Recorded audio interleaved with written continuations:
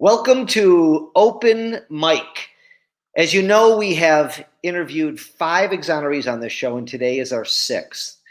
But this one's a little bit different. Jeffrey Deskovic was convicted of rape and murder at 16 years old. He spent 16 years in prison when new DNA evidence was discovered to prove who actually committed that crime. Barry Scheck and the Innocence Project in New York helped him get out of prison. And since getting out of prison over 16 years ago, he has gone to law school. He has set up a foundation. He has helped free 9 other people for various reasons. This interview is amazing. Jeffrey Deskovic blew my mind. He's got a documentary about him. He's got lots of stuff that you can get into, which will all be listed here. And you're not going to want to miss this interview. So here we go. You never know who you're going to see. Be one guy one-on-one my whole career. What you're going to hear. Got a lot of desperate people in the city. Or what they've got to say. When you can take people inside of a crime. That's what you're going to hear on my podcast, Open Mic. Find it where you find your podcasts. So, Jeff, you were a 16-year-old high school student and you were arrested for rape and murder. Can you describe what that was like?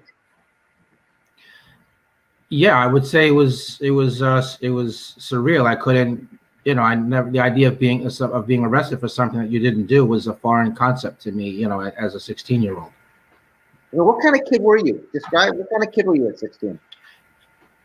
Well, after school, I was kind of like the life of the party. Whatever sporting activity I would suggest would be what, the kids in the area would play. We'd play stickball, kickball, ride bikes, basketball, Monopoly, video games, movies, that kind of thing.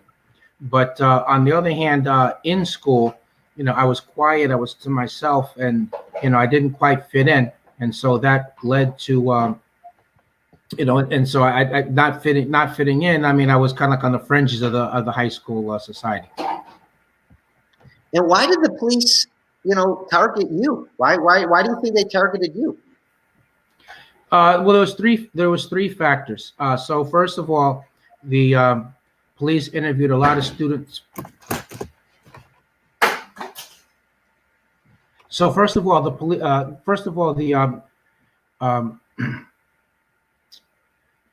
police interviewed a lot of students from the high school, and some of them told the police that they might want to talk to me because I didn't fit in.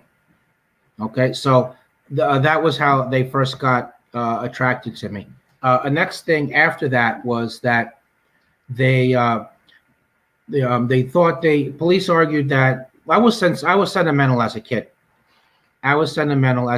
And this was my first brush with death. And they thought that my emotional reaction to a classmate of mine who I barely knew, but was in 2 of my classes, a freshman, one as a sophomore, that was some kind of indication that I was sorry for what I had done. And then a third thing was they got a psychological profile from the NYPD, which purported to have the psychological characteristics of what the actual perpetrator would be like. And I had the misfortune of matching that description.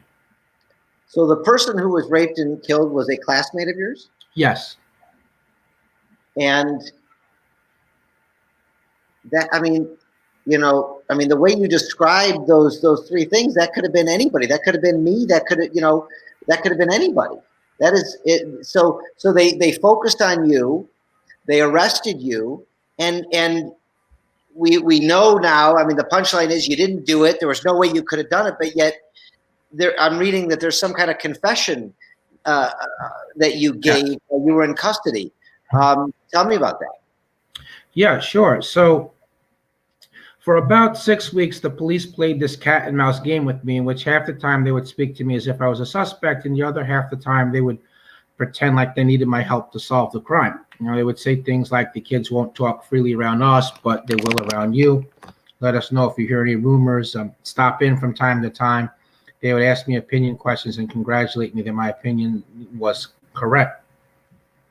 They played the good cop, bad cop routine, and that directly intersected with my background. My father was never involved in my life in any way, and I began to look up to the officer who was pretending to be my friend as a father figure. in addition to that, I mean, before I was a teenager, the career I wanted to have when I was a cop was the career I wanted to have before I was a teenager was to be a cop. And those tactics of talking to me as if I would, Jeff as the junior detective helper theme, played into that. Eventually they got me to agree to take a polygraph test by telling me that some new information had come in had come into their file, and they wanted to share that with me, but I would have to first take and pass a polygraph test. So the next day, instead of going to school, I instead went to the high school for the test. Because it was a school day, my mother and grandmother thought that I was in school. They did not call around looking for me. And they drove me to Brewster. They took me from Peekskill, which is in Westchester County, New York. They took me to Brewster, Putnam County, so about 40 minutes away by car. So that meant I wasn't able to leave anymore on my own. I was dependent upon the police, and I didn't have an attorney present. I wasn't given anything to eat the entire time I was there. They gave me countless cups of coffee to get me nervous. Then I was wired up to a polygraph machine, and then they launched into their third-degree tactics. So they raised their voice at me. They invaded my personal space. They kept asking me the same questions over and over again. And my fear increased in proportion to the time. They kept that up for 6.5 to 7 hours. And so through doing threats and false promises, and eventually I'm telling me that I wasn't going to be arrested. They just tell them what you want, you go home. And so eventually they broke me. And by the time it was all over, I collapsed into the floor into a fetal position, crying uncontrollably.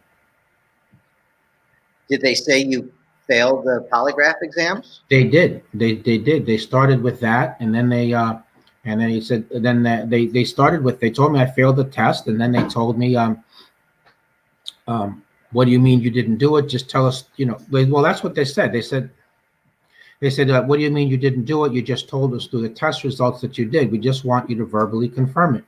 And that's when the officer who had been pretending to be my friend, he came in the room and told me that the other officers were going to harm me, but that he had been holding them off but couldn't do so any longer, that I had to help myself.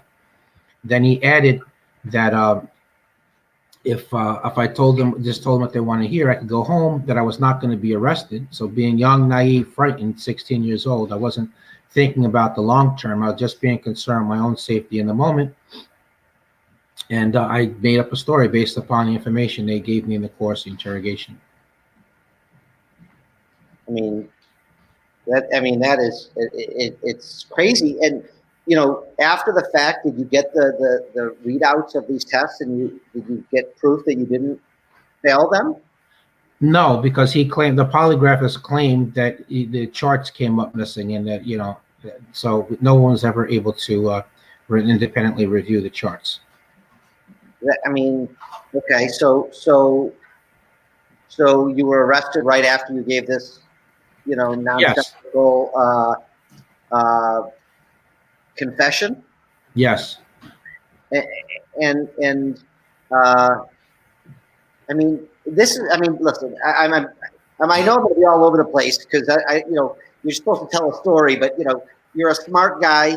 You went to law school. You're now helping people. Looking back on that, this is fascinating, but looking back on that confession that you gave and made up an answer, can you now see why people, because we hear about wrongful confessions all the time. Can you now just shed some light on how easy is that for people to, it happens. Yeah, of course. Yeah, it's been the cause of wrongful convictions in 25% of the DNA proven wrongful convictions. And not only have adults given coerced false confessions, but particularly vulnerable populations include people with mental health issues and youth, which, I was a youth. So, yeah. People can say that they would never confess to something they didn't do, but until you're actually being interrogated, you're held, in isolation, you're deprived of food, they wear you down, and they're doing these psychological tactics that are designed to coerce you. And then you become in fear of your life. And then at the end, they, dangle this carrot out and claim you're not going to be arrested. You latch on to that and you just say whatever you need to say just to get out of there. No one is thinking about the long term. They're just being concerned with their safety in the moment. And was this all on videotape? No, There was no videotaped confession. There was no signed confession. There was, was no audio or video. It was just the cop's word for it. So when they came to court, they left the threat and false promise out of their story. And now I think there's laws in most states that they have to be videotaped, correct? Yes, some of the states. Some of the states. I'm not sure what the quantity is, if it's most or just some. So I just leave it at some as far as what I'll say. So for sake of time, I mean, you had a public defender. Yes. You were tried by a jury. Yes. And convicted. Yes. And how bad was your public defender? Oh, he was terrible. I mean, to be real quick about it, he rarely met with me. When he would meet with me, I try to explain to him that what happened, I was innocent, and what happened in the interrogation room. He was always shutting me up. One time he told me he didn't care if I was guilty or innocent. He never explained to the jury the significance of the DNA not matching me. He never used that to argue that it proved that the confession was coerced and false. He never cross-examined the medical examiner who was committing fraud, who suddenly remembered he forgot to document findings that he had made 6 months after he supposedly made them. So he never cross-examined him. He never should have represented me in the first place because of a conflict of interest, in that the prosecution was claiming that another youth in the school had a consensual sexual encounter with the victim, and that was the way they were answering the DNA not matching me. He never set the proper evidentiary foundation for that. So the prosecutor never got a DNA sample from him. He never even called him as a witness. He just made the unsupported argument to the jury. Now, on our end of it, because of this conflict of interest, in that this other youth that the prosecutor was saying had slept with the victim was represented by another member of that public defender's office, it prevented the defense from asking him for a sample. It prevented the defense from calling him as a witness. And lastly, we didn't decide if I was going to go with the jury trial or bench trial. My lawyer came to me one day and told me that the judge told him off the record to pick a jury because he didn't want to be responsible for finding me not guilty. My lawyer was supposed to put that on the record and ask the judge to recuse himself because, that wasn't proper for him to limit my decision in that way. And it also suggests that the judge was feeling some public pressure.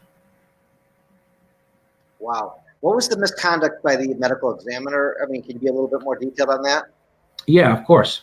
One more thing on the lawyer. My lawyer also never interviewed or called as an alibi. He never called as a witness my alibi. I was actually playing wiffle ball. What happened when the crime happened? But in terms of in terms of the medical examiner, so when an autopsy is done, there's written and audio notes which are taken contemporaneously as findings are made.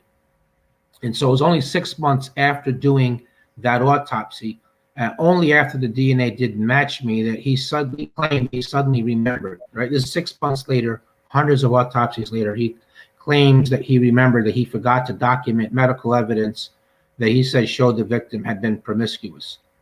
So in other words, to wrongfully convict me, they were willing to, trash her reputation. But he specifically fabricated that in order to help the prosecutor get around the fact that the DNA didn't match me. Unbelievable.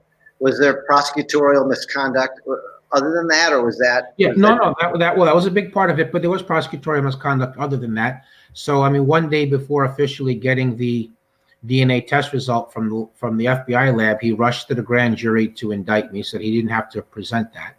And secondly, that medical examiner had been complained of in neighboring counties by authorities. So he was moonlighting as a defense expert also. Whichever way the money flowed is the way he testified.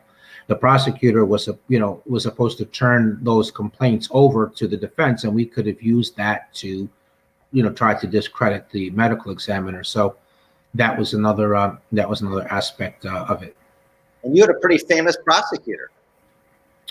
I think what you're getting at, you're referring to Jeanine Pirro. So the Carl Vergara was the DA at the time I was arrested. The trial prosecutor was George Boland, but Pirro comes into the picture because she took office prior to my first appeal being decided. So she was the one, she kept the ball rolling against me. It was her office that was arguing that, I remember they argued that a negative DNA test result was no insulation to a guilty verdict, right? They argued that one, and then they stopped me from getting DNA testing several times.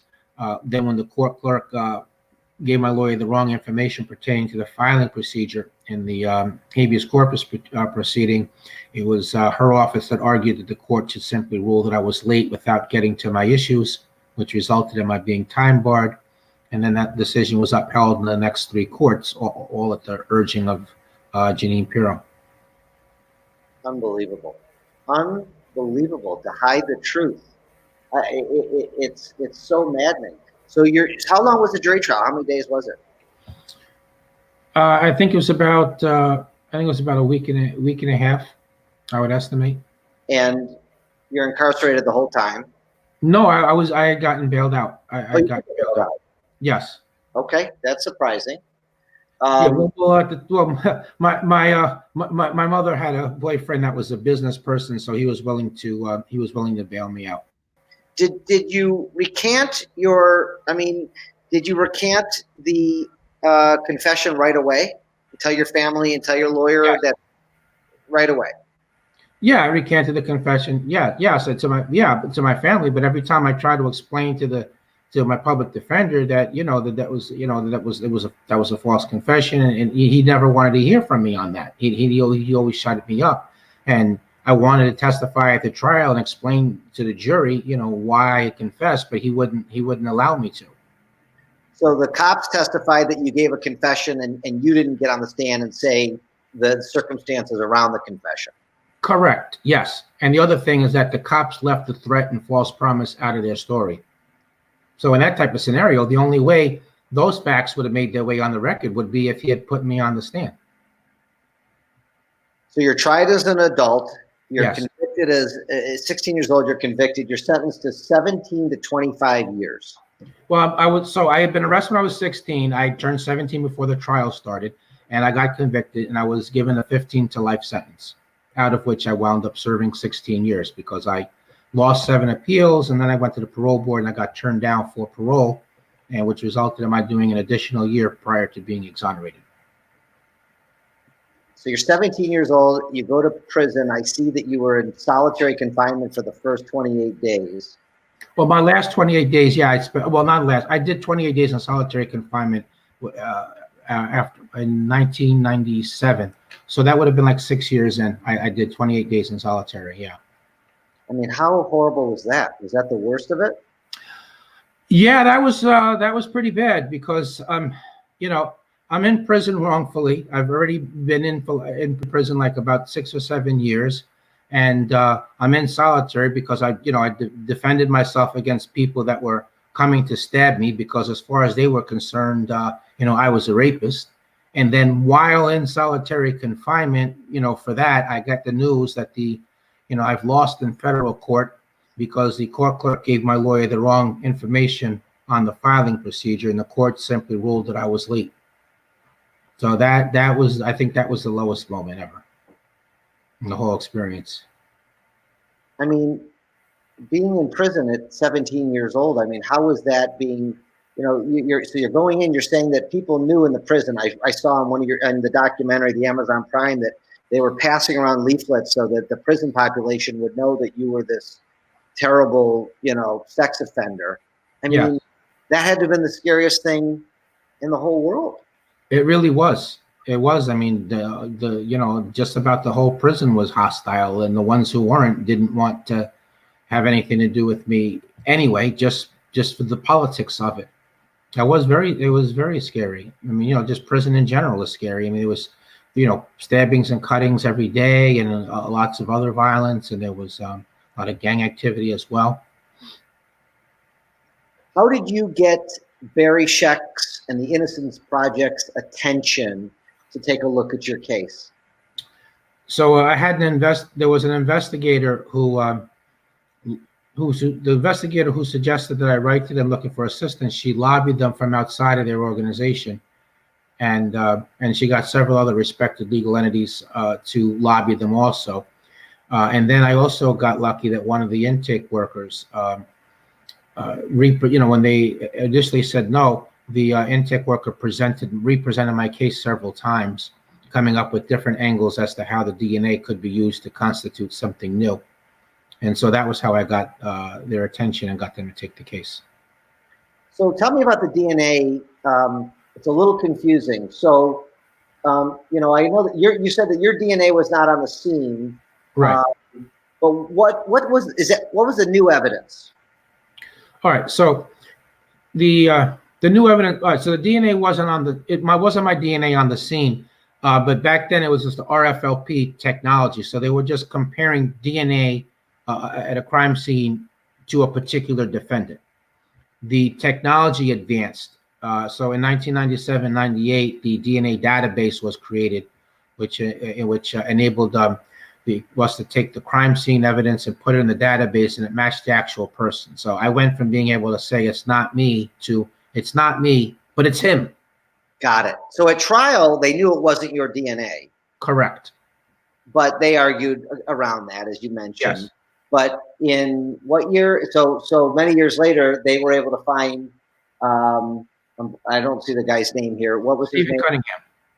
And I saw the interview of him. So it pointed to Stephen Cunningham. He had killed and raped another person, and he eventually admitted to the crime that you were convicted of. Right. Yeah, exactly. I mean, yeah, he raped and killed a victim in my case. Then he left free because I was doing time for his crime. He killed a second victim 3.5 years later. And when the DNA eventually matched him, he then confessed that he was the person who had murdered and raped the victim in my case. My case, what's that? Go ahead. I'm sorry. Finish. No, I was just going to say that, all the charges against me were dismissed on actual innocence grounds, and he was arrested and convicted of the crime. And in the documentary that Amazon Prime did called Conviction, you talk at length about getting that news.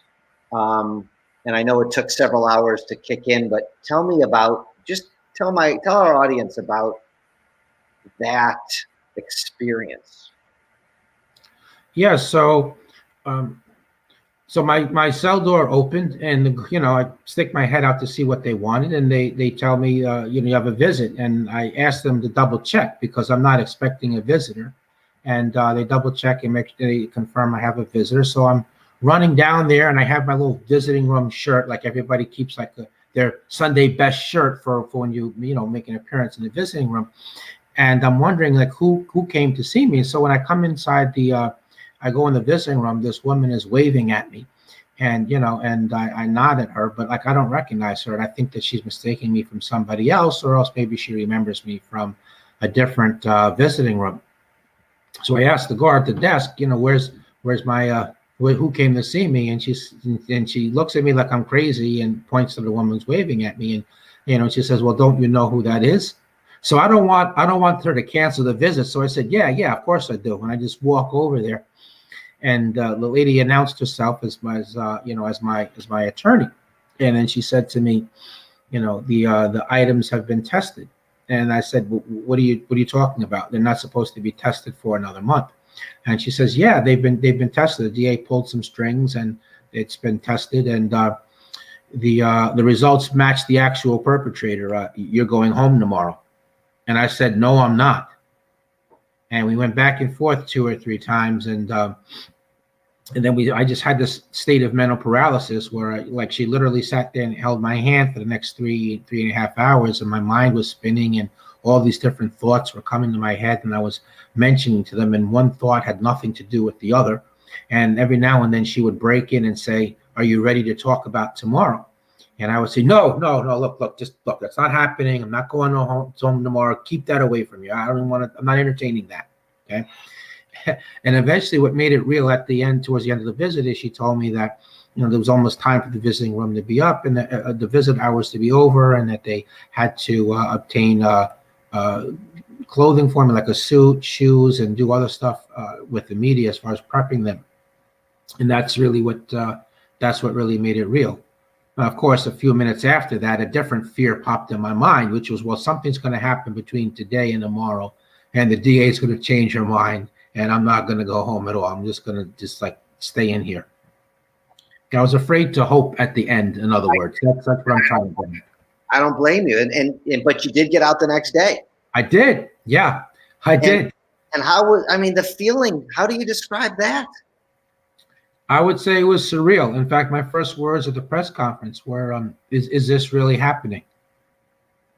And in your family, how was your family for the 16 years? You mentioned that you didn't see your brother for the last 10 years or some crazy Yes, amount. that's right. Yeah, in the last 10 years, yes, I didn't see him, right. You know, they probably, they don't know if you're innocent or guilty. You get out, somebody confessed. I mean, did they coalesce around you? Did they re-engage with you after all this? Not really. I mean, they just kind of went back to living their life like they had before all this happened to me, and even during. I mean, if I had several sets of aunts and uncles. They would visit, disappear for 3 years, visit, disappear for 3 years. You mentioned my brother. My mother was the only consistent visitor, but in the last 6 years, I was lucky if I saw her once every 6 months. So in many ways, I essentially did the time by myself.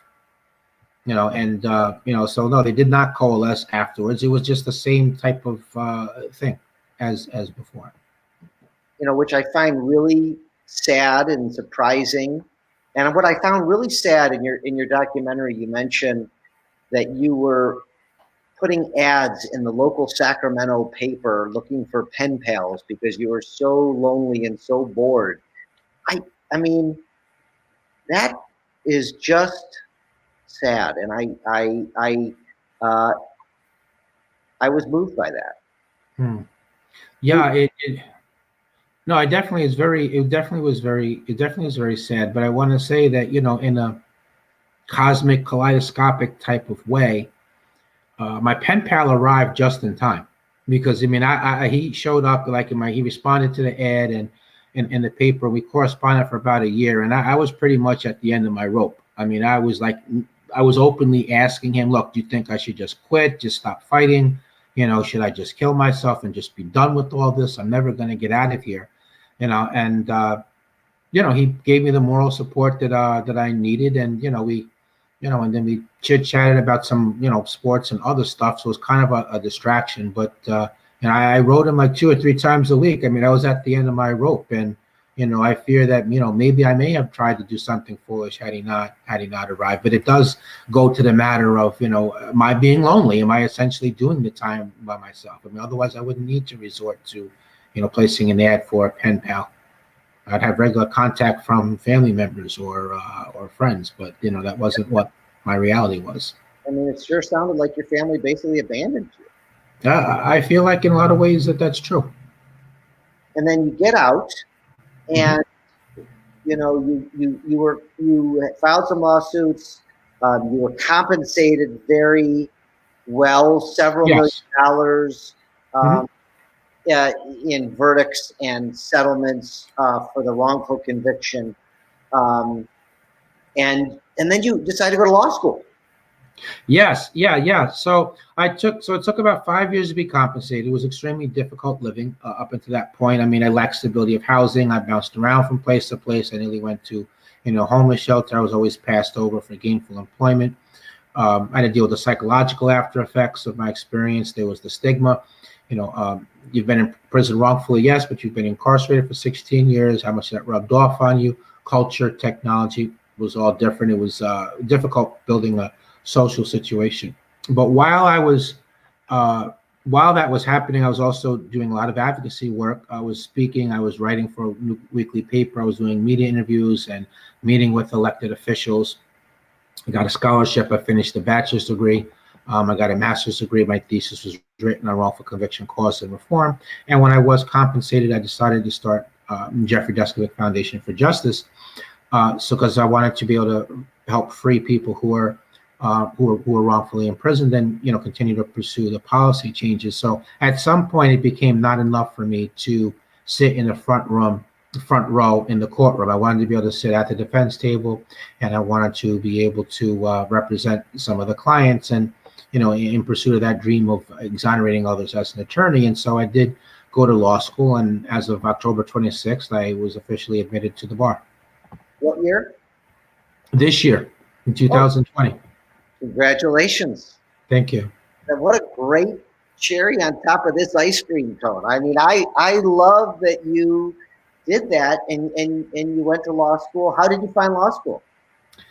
Yeah, it was a mixed bag. I mean, I think overall I enjoyed it. Look, I love I love the camaraderie. I love the fact that I'm someone who believes in chasing dreams, and to be an attorney was chasing for the purpose I mentioned. That was a dream, and I did want to be an attorney when I was a kid as well. So in multiple ways pursuing the dream.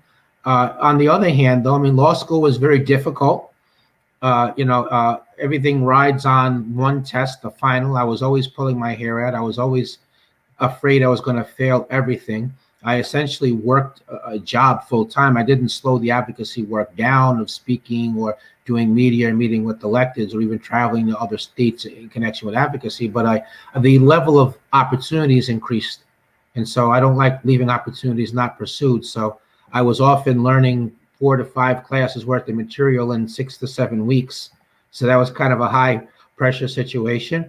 At the same time, though, I kind of left my imprint on the school. I mean, I coordinated and organized and spoke at quite a bit of wrongful conviction events on campus.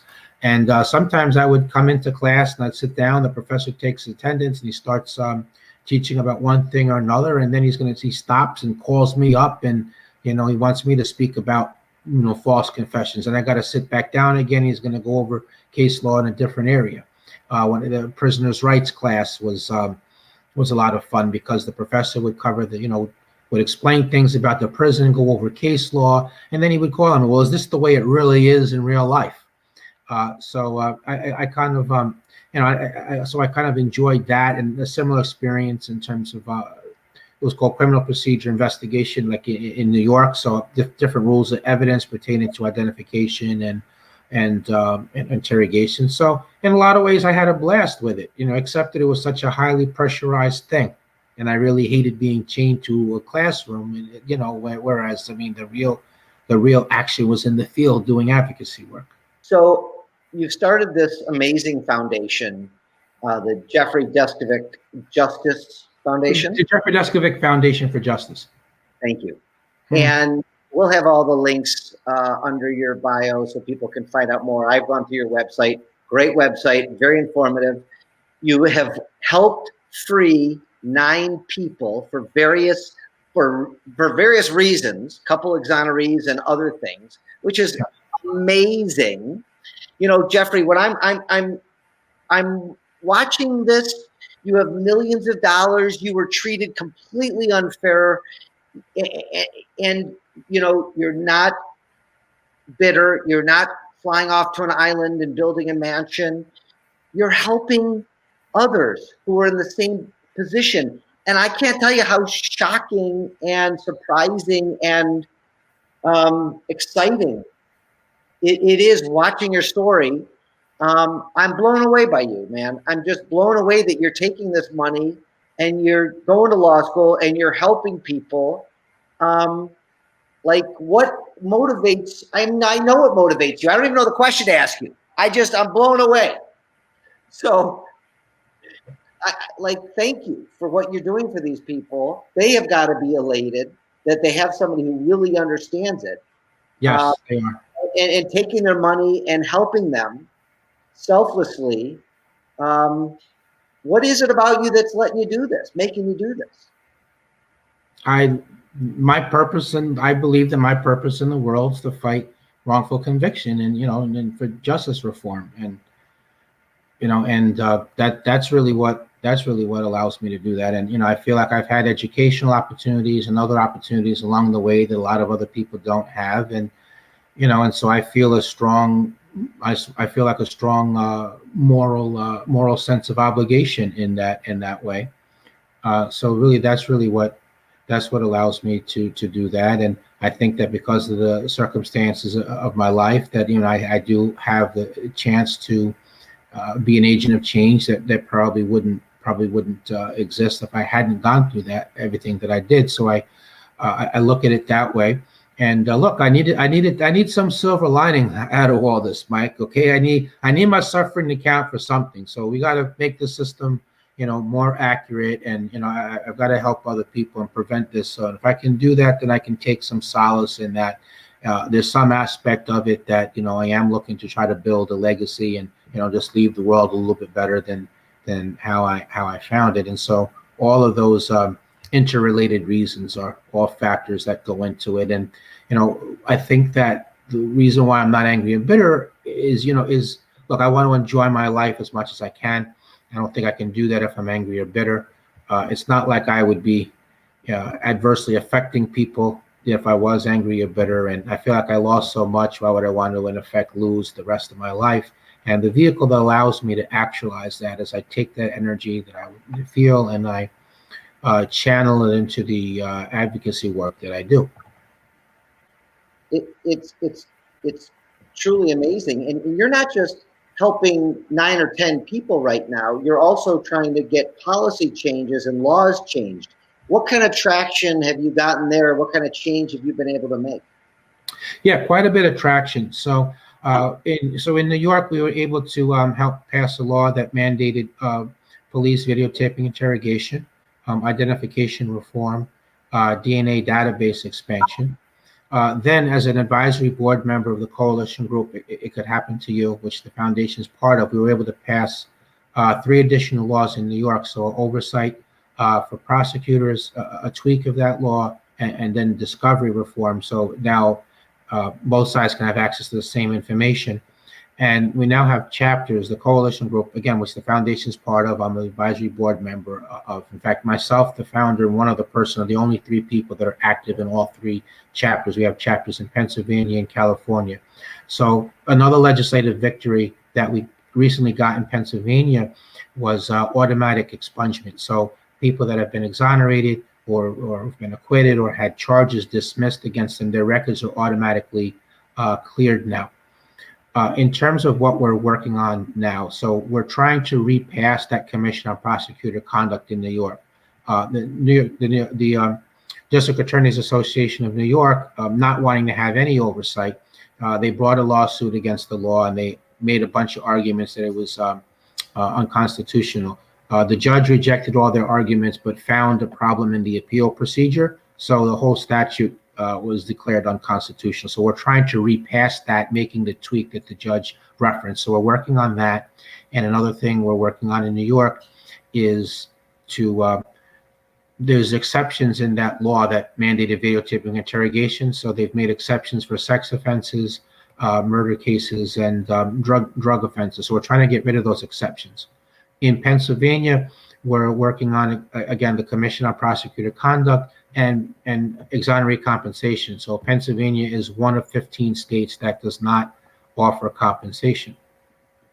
In California, we're working on, again, passing the Commission on Prosecutor Conduct, and we're trying to eliminate capital punishment.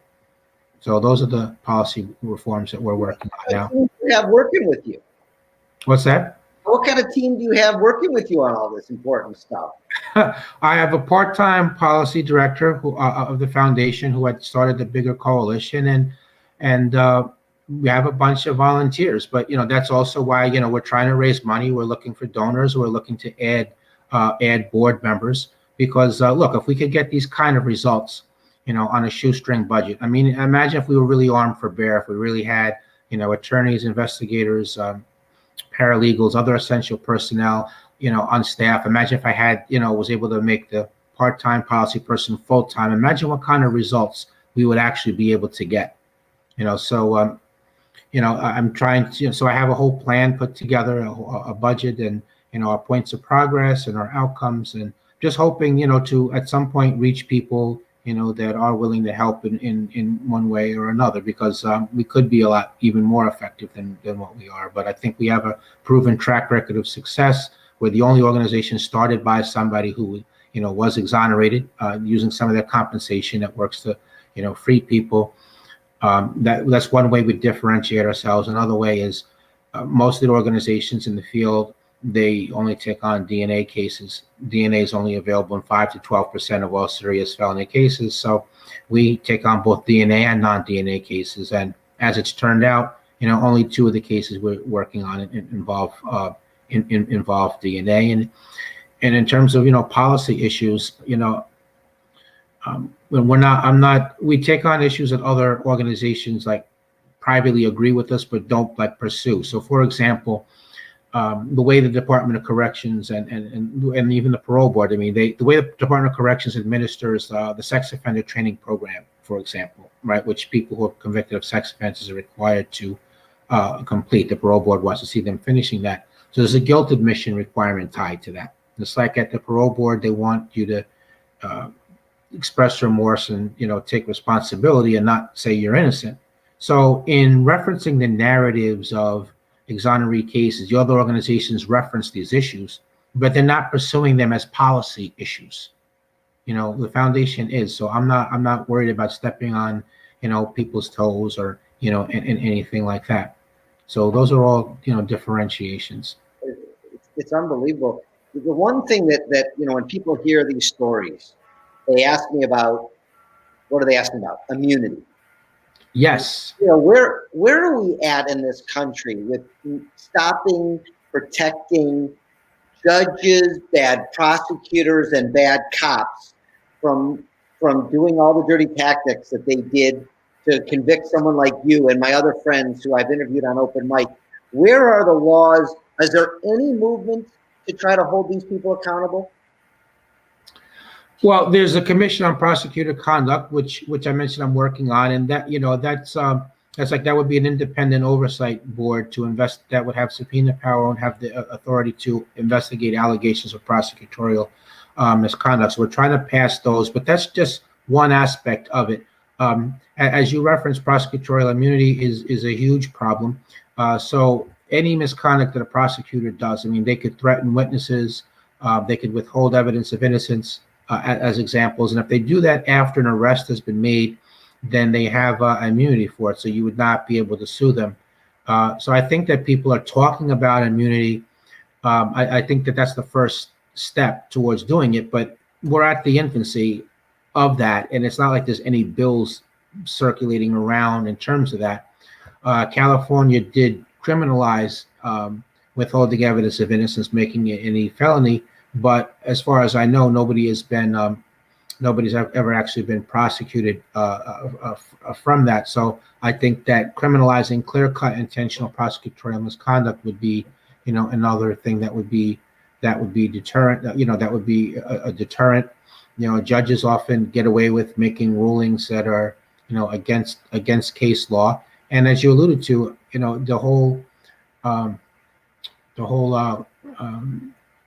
Now the first word of it, there's an immunity that cops have. I mean, not in terms of wrongful conviction. I'm trying to remember the first word in front of the word immunity, but basically it means that it doesn't matter how egregious a constitutional right violation was. If nobody's ever been held, no one's ever been held accountable for it before in a similar circumstance, then the cops are able to get away with it. And the judicial reasoning on that as well, the defendants haven't been, duly informed that, that they could be held accountable for that. But in doing that, what happened, the net result is that the law is frozen in time.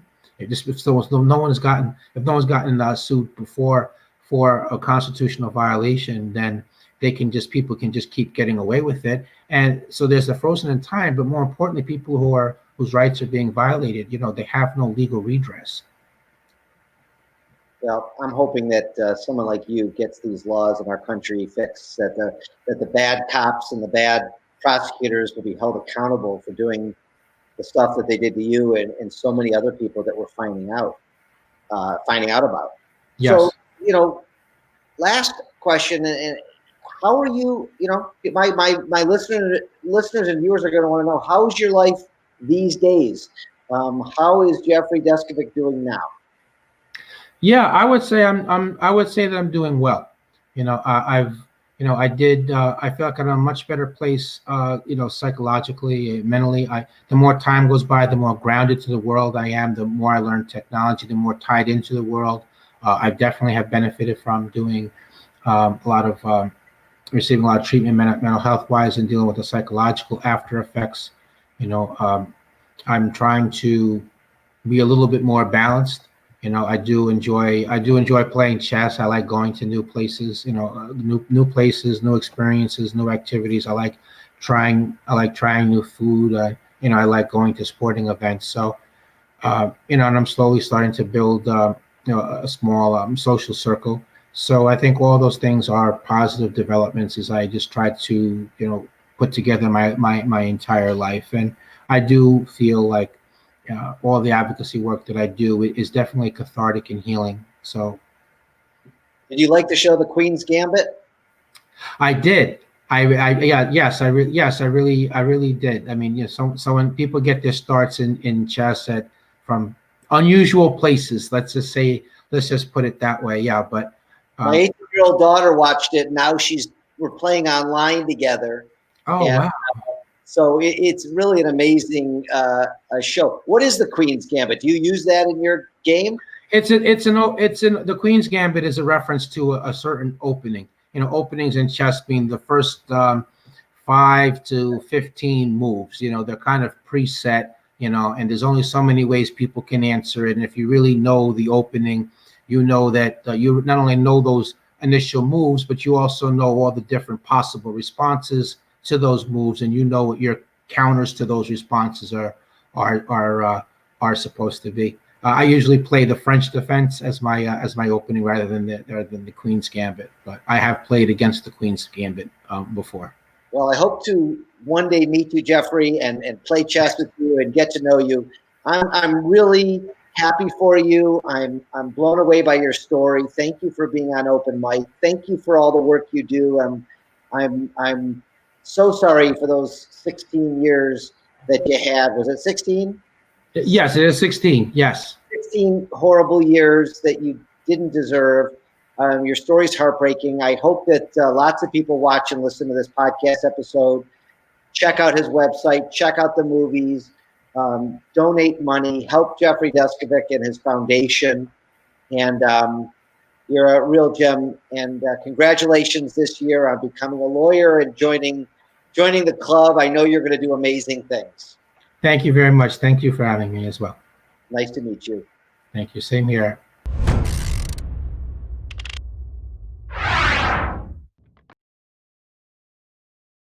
Thank you for watching this episode of Open Mic with Jeffrey Deskovic. An amazing story. I was moved. I hope you were moved. Share this with people. Share this with someone who needs to hear from Jeffrey and the amazing work. Go check out his Amazon Prime documentary. It gave me chills. It made me really sad. Check out his website. Donate some money if you can. Subscribe to the Open Mic podcast. Comment below on things that you'd like to hear about and have us do in the future. And, we have to talk about these people who are being wrongfully convicted, spending 16 years, starting at 17 years old. This story blew my mind. Anyway, thanks for being here. Thanks for watching. Thanks for supporting Open Mic.